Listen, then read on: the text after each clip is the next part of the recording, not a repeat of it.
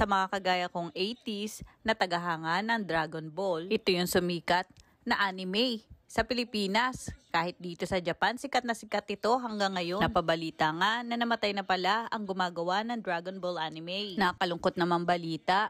Sino na kayang gagawa ngayon ng mga Dragon Ball at mga iba't ibang anime na sumikat at sumisikat pa rin patuloy hanggang ngayon? Napakadaming taong malulungkot dahil ang Dragon Ball kahit dito sa Japan hanggang ngayon ay pinipilahan. Yung kagaya ng mga binibentang cards or kung ano-ano man. Sobrang napakagaling pa naman ang gumawa ng Dragon Ball anime. Nakakalungkot naman dahil wala nang gagawa ngayon ng Dragon Ball.